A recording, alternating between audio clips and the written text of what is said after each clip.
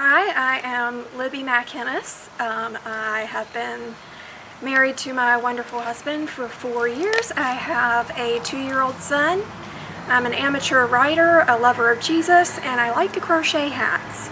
My parents were fairly new Christians when I was born, and their faith was very real to them. So pretty much straight out of the womb, they started telling me the salvation story. And it was very real to me. I started thinking about my sin and how I needed someone to get me right with God and how much I loved Jesus from a really early age. So when I was about 3 years old, I remember praying and saying, okay, God, I need you to save me so I can stop not listening to my parents and I can go live with Jesus when I die. And for years I struggled believing that God would save someone like me. And then about a year ago I realized it's not because of anything I've done, it's because of who He is. It demonstrates His glory that He would save me. 21 years old when I had my son. Backing up a little bit from that, I had a fairly complicated pregnancy in regards to my health.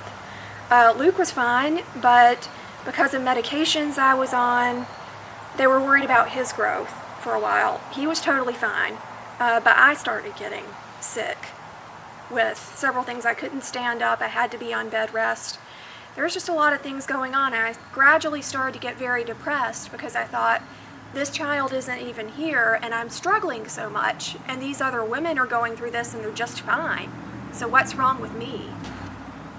And then he arrived, and he was this perfect little baby who was so adorable and screamed all the time. And I loved him so much, and for a while I was flying high.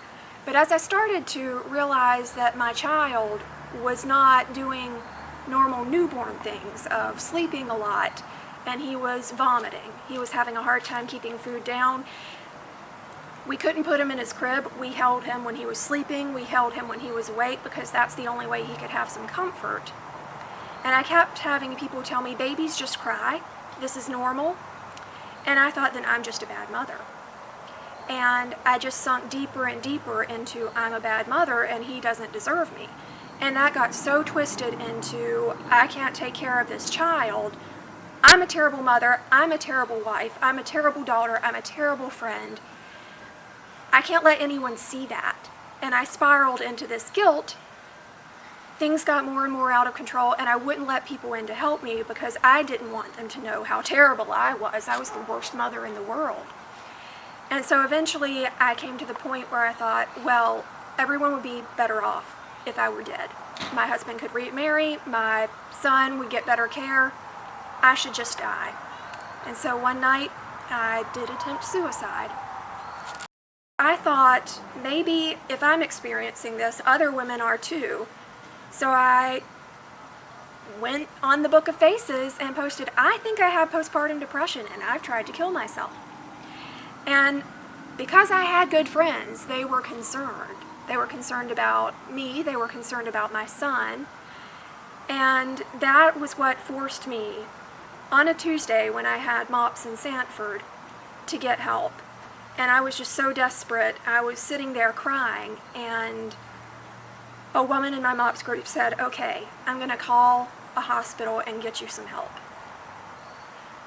That was the hardest thing I ever had to do, leaving my 3-month-old and leaving my husband, and admitting I had these problems, letting people see how damaged I was, and going away to 4 white walls, and you can't really do anything, and talking day after day about my experiences and what was wrong with me.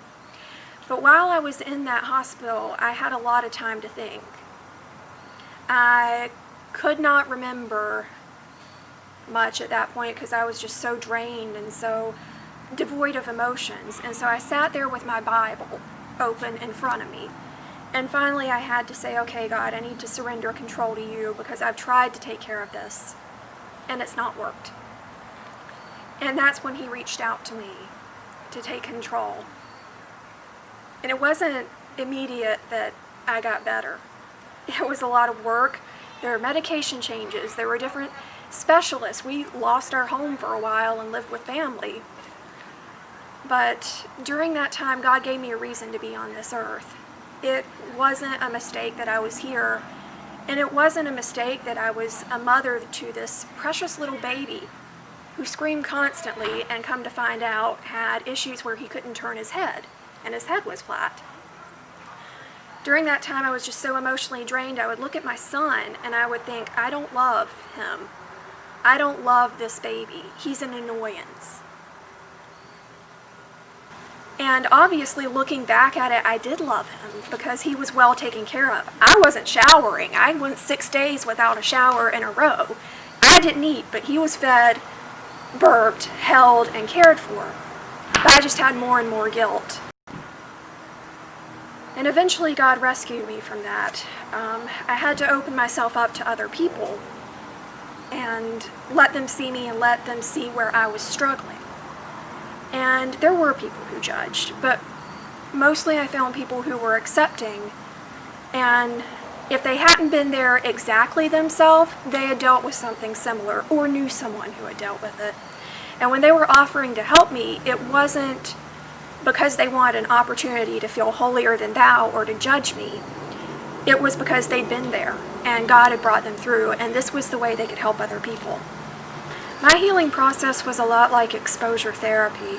I had to air my dirty laundry because there was no other way to heal. You've got to clean out the infection before the wound can heal. So I had to talk to a lot of people. I had to go over and over what was setting me off, what I was struggling with.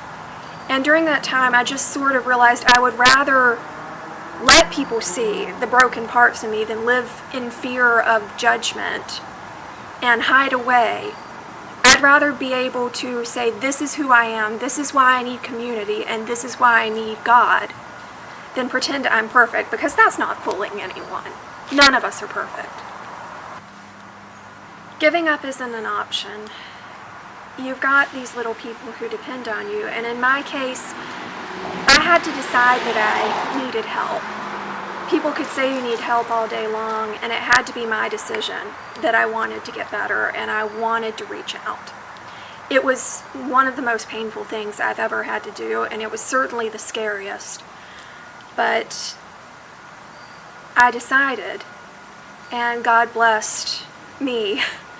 He kept his word that he would always be with me, and he provided exactly who I needed and the resources I needed during that time, and he still does.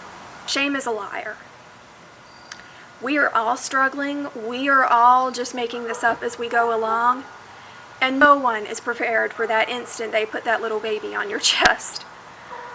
No one knows the journey, but here's the thing. God doesn't give you these children by mistake.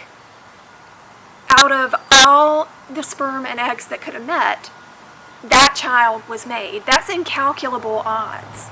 And out of all the babies he could have given to you, he gave you your child. That means you were tailor-made for this child, and that child was made for you. If the God who defines those odds came up and put this pairing together, it's meant to be. It doesn't matter what mistakes you've made, because it's his plan, and he already calculated the mistakes he would make.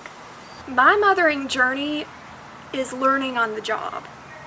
You can read all the parenting manuals, and it won't prepare you for how hard it is, and it will also not prepare you for how much you love those little critters. It has taught me more about the nature of God than anything else in my life so far, because God is the ultimate parent. And he only wants good things for us, his children. And sometimes that means telling us no to something we want. And it hurts because, we don't understand, but it's for our good. And it's taught me to trust that he really is looking out for my good. It's not all rosy. I'm not going to lie, we're getting into the tantrum stage, and that is testing me. They don't tell you that these children will irritate you so badly, you are about to lose your mind, and you think, am I really supposed to be this little person's mother? And then that child comes up to you and hugs you, just grabs your legs or wraps their arms around you. and you realize, okay, I can keep doing this for 10 more minutes. And that's how you keep going, 10 minutes at a time, sometimes 10 seconds at a time. During that time, a lot of scripture escaped me, and I'm still a little scatterbrained, but there's one in Isaiah, and it says, when you go through deep waters, I will be with you, the fire will not consume you. This is paraphrasing.